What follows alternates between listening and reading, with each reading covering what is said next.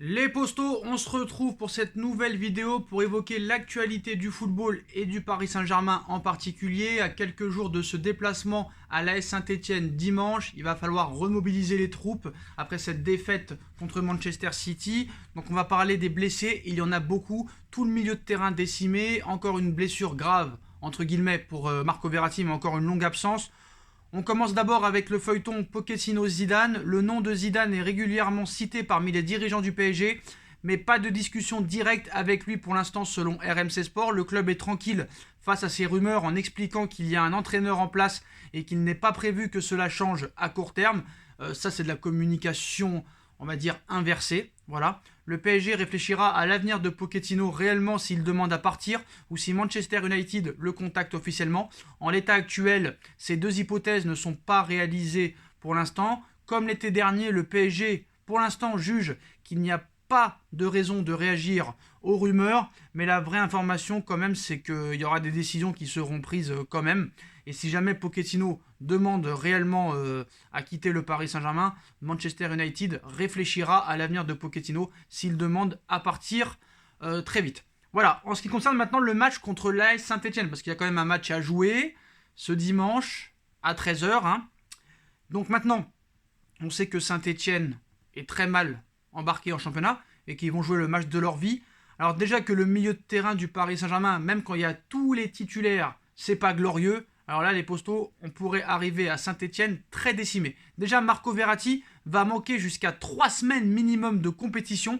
Il a une lésion au quadriceps, donc encore Marco Verratti, 3 semaines absent. Je pense qu'il va falloir vraiment réfléchir à s'en débarrasser l'été prochain. Pourquoi pas le vendre et récupérer un petit peu d'argent, même si Doha n'en a pas besoin. Avec tout le respect que j'ai pour Marco Verratti, joueur exceptionnel, mais hygiène de vie détestable, blessure sur blessure sur blessure, et j'ai peur que ça finisse comme Javier Pastore. Pour Ander Herrera, autre milieu de terrain blessé, examen ce vendredi pour Ander Herrera, mais il pourrait manquer 1 mois de compétition en raison de sa blessure aux ischios. Donc Verratti et Ander Herrera, forfait pour le match contre Saint-Etienne. C'est pas fini, accrochez-vous les postos. Légère gêne musculaire pour Idrissa Gueye, mais il est possible qu'il soit là contre Saint-Etienne dimanche, mais il pourrait être forfait. Wijnaldum ne devrait pas être absent lui très longtemps, mais sera aussi forfait contre l'AS Saint-Etienne. Donc déjà forfait officiel Marco Verratti, Wijnaldum ainsi que Ander Herrera. Rafinha, on sait que Pochettino le déteste, mais peut-être qu'il va être obligé de le mettre quand même. Paredes devrait suivre s'il ne se blesse pas d'ici là. Mais du côté du Paris Saint-Germain et du staff technique de Maurizio Pochettino, on réfléchit très sérieusement à faire jouer Xavi Simons titulaire au milieu de terrain contre l'AS Saint-Etienne. Le PSG peut se le permettre, peut prendre ce risque, sachant qu'il est vraiment loin devant en Liga avec déjà plus de 9 points d'avance. Le PSG peut prendre ce risque et honnêtement, vu le milieu de terrain actuel, je pense que Xavi Simons, ce ne sera pas pire que Herrera ou Wijnaldum à l'heure actuelle. C'est mon avis. On l'a vu que Michou aussi pourrait rentrer dans la rotation. Et en ce qui concerne Sergio Ramos, qui pourrait lui jouer titulaire contre l'AS Saint-Etienne, c'est qu'il ne peut influer sur la vie du groupe qu'en jouant. Voilà. Ainsi, il a dit en privé qu'il attendait avant de s'exprimer précisément, mais il a déjà identifié des attitudes douteuses dans l'intensité et les courses. Donc voilà, Ramos clash un petit peu le rendement et l'intensité que certains joueurs ne mettraient pas. Voilà, c'est tout Sergio Ramos. Donc Sergio Ramos pourrait être titulaire contre l'AS Saint-Etienne, vraiment impatient de le voir quand même. C'est sûr qu'avec un joueur comme ça, il va inculquer quelque chose dans le vestiaire, quelque chose sur le terrain. Je pense qu'avec un mec comme ça sur le terrain, il peut peut-être faire bouger le cul à un Neymar ou peut-être même à un Lionel Messi, même si Messi, on en a rien à foutre de personne, il fait ce qu'il veut Messi sur le terrain, il l'a toujours fait. Donc voilà.